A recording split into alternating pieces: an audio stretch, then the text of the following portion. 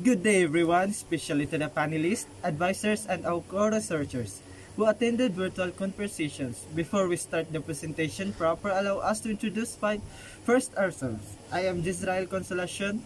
I am Jeremy Palagtiusa. And I am Jeric S. Lomba. And we are the researchers. Today we will present our final defense for our research entitled The Impact of Government Spending on Inflation in Northern Mindanao. So let's begin. First is our abstract. This study sought to answer the following objective.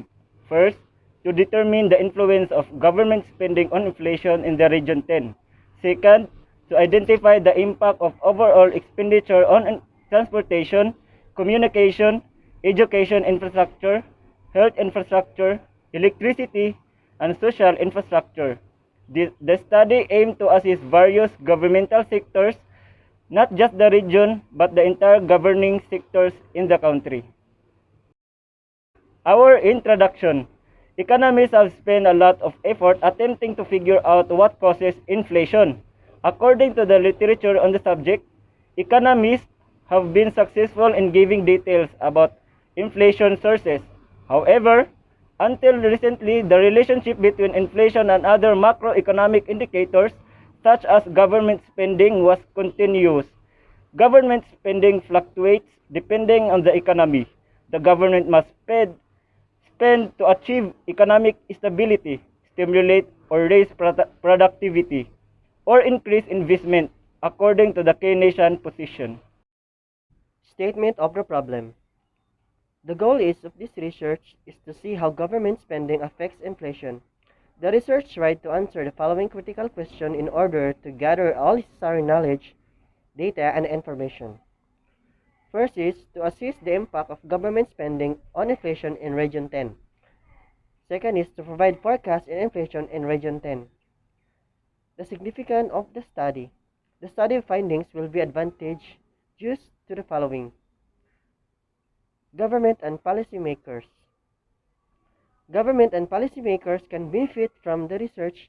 The government may be modified spending and tax rates or implement tax incentives as a result of the findings. Fiscal policy refers to all these policies taken together. The President and the Congress are in charge of government's expenditure of taxation. As a result, these elected government officials have significant impact of economy. Economics. It can benefit from the study as well because they believe that inflation occurs when the supply of money exceeds the demand for money. When inflation helps to raise consumer demand and consumption, which drives economic growth, it is considered a positive. Next is the employees. It beneficial for the employees since it helps to raise their wages, since inflation has direct impact of the purchasing power of labor or the value of the employee compensation. Next is the investors. The investor needs to guarantee that you have enough assets to endure throughout your retirement years. You need to consider the inflation in your retirement funds. Fixed incomes instruments such as bonds, treasuries, and CDs are typical purchased by investors who want a steady stream of income in the form of interest payments. Conceptual frameworks. The figure depicts the study of conceptual frameworks which aims to identify the effect of government spending on inflation. It depicts the relationship between the two variables government spending and inflation. Next is scope and delimitation. Northern Mindanao has been developing and a lot of places have truly prospered. This study helps to know the impact of government spending on inflation in Northern Mindanao. It will be then conducted during the fiscal year 2022 and the data to be used are limited to the data during the fiscal year of 2001 and 2020. So we are now at data source. This study will use secondary data form from the Philippine Statistics Authority or PSA. The data sources will be based on total infrastructure expenditures and inflation rates from 2001 to 2020. Statistical software. This research used Minitab 18 to be able to analyze the data. Minitab is a program for statistical analysis. It can be used for both learning and conducting statistical research. Computer applications for statistical analysis have the advantage of being more accurate, dependable, and generally faster than manually computing statistics and generating graphs. Data analysis. This study employed multiple linear regression to analyze the data. Ethical consideration. Throughout the investigation, the researcher adhered to and upheld the ethical standards. Before the study started, the researchers requested permission from the Philippine Statistics Authority or PSA to gather it. The PSA were truly informed of the study goals and any potential issues that might arise during execution. The data solely used for the research because the researchers took precautions to make sure of that. Next is our Chapter 4, Results and Discussion. Multiple regression was used to assess whether the identified variables could affect the government spending on inflation in Region 10. The results of the multiple regression suggested that identified variables can be used to explain the variation in economic. In our Figure 1 interpretation, based on the data result, shows that the regression model used in the study can explain 25.29%. In our Figure 2 interpretation, first is the transportation.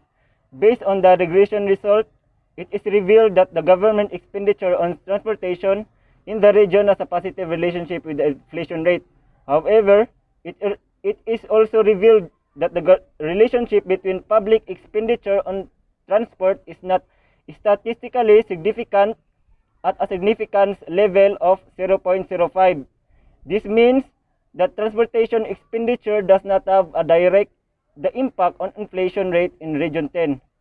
It was justified by Wallen L. 2022 that even though increased comfort in shared mobility and high gas prices are driving down personally mobility in favor public transportation, she emphasized that transportation spending doesn't directly affect inflation, but the inflation to economic uncertainty. Next is the communication. Based on the regression result, it is revealed that the government expenditure on communication in the region has a positive relationship with the inflation rate. However, it is also revealed that the relationship between public expenditure on communication is not statistically significant at a significance level of 0.05. This means that the communication expenditure does not have a direct impact on the inflation rate in the Region 10. It was asserted by the study of Noguer V. and Parado E. 2019. The better communication could help bring public inflation expectation more in line with bank targets, anchoring them and potentially influencing spending and saving, but messaging to firms and households. The other key players in the economy needs to be improved. Next is the education infrastructure. Based on the regression result, it is revealed that the government expenditure on education infrastructure in the region has a positive relationship with the inflation rate. However, it is also revealed that the relationship between public expenditure on education infrastructure is not statistically significant at significance level of 0.05. This means that education infrastructure expenditure does not have a direct impact on inflation rate in Region 10. It was stated that of the study of Karmigani F. 2016, the researchers and decision makers have frequently questioned the effect aggregate return of spending on education. Next is health infrastructure. Based on the regression result, it is revealed that the government expenditure on health infrastructure in region has a negative relationship with the inflation rate. However, it is also revealed that the relationship between public expenditure on health infrastructure is not statistically significant at a significance level of 0.05.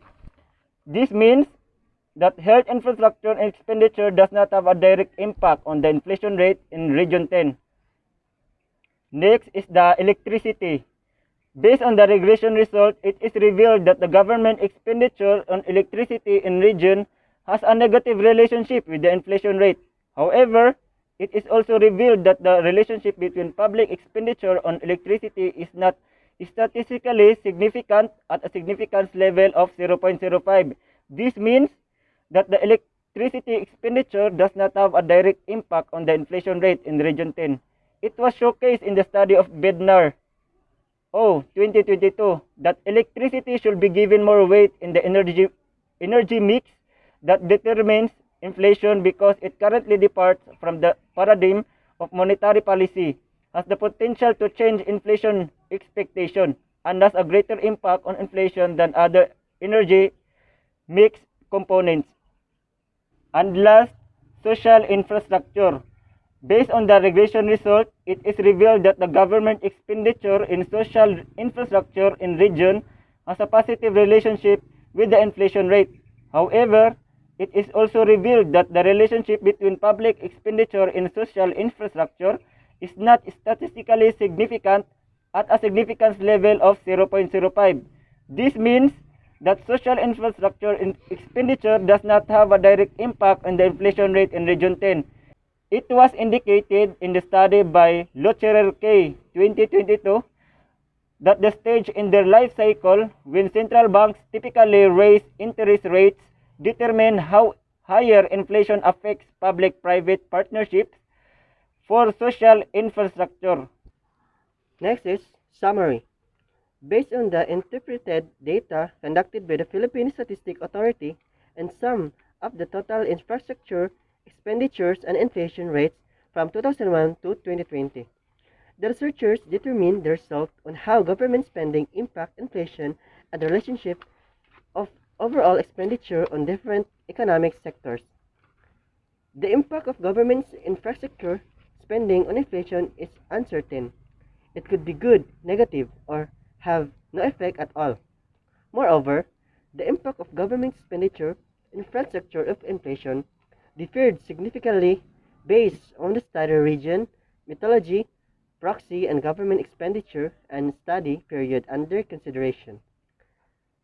Nevertheless, the impact of government expenditure, public infrastructure on inflation in Region 10, as well as to assess the forecast of the impact of government expenditures on economic service from its concerned government agencies as a component of the region's inflation had been found in this review. Next is conclusion.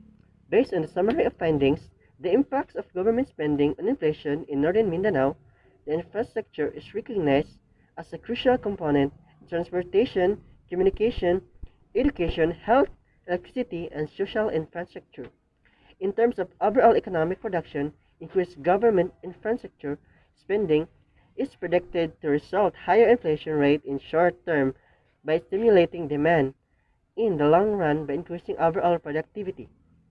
Upon stimulating the result from the data, we found out that the government spending on transportation, communication, education, and social infrastructure in region possesses a positive relationship within the inflation rate, while government spending on electricity and health infrastructure in region showcases a negative relationship with the inflation rate. It is an indicator that when measuring a region's inflation in a specific area, government expenditure are the answer and the vice versa, such that increasing government spending equals higher inflation. Moreover, the relationship between the public expenditure on different economic sectors, transportation, communication, education, electricity, health, and social infrastructure is not statistically significant at a significance level of 0.05. It signifies that all economic sectors don't have a direct impact on inflation rate in Region 10. Recommendation. The following recommendations are given based on the findings of this study. Number 1, the researchers urge that money allocated to government expenditures on infrastructure be given priority regardless of who leads the inflation rate. Number 2, the government sectors should be focused on improving the electricity and health infrastructure as it integrates a negative relationship with the inflation rate and enhance the transportation, communication, education, and social infrastructure in the region to promote stability. Number three, more research is needed to gain a better understanding of how government expenditure affects inflation. Number four, future researchers may examine additional industries and take into account economic expansion, price changes, and impacts on consumer and investment spending. Now we've come to the end of our research presentation. A pleasant day to everyone. In behalf of our dear principal, Dr. Oscar B. Cabanilles, together with the Economic Department instructor, Sir Peter Anthony Istioco, Dr. Beth Hakutin, to our research advisor, Sir Marvin Salvo, and to our research instructor, Sir Adrian John Luncido, panelists, co-researchers, thank you for listening. And now the comments, questions, opinions, and suggestions from the panelists we need to know so that it can help us or guide us to improve our papers. Once again, thank you.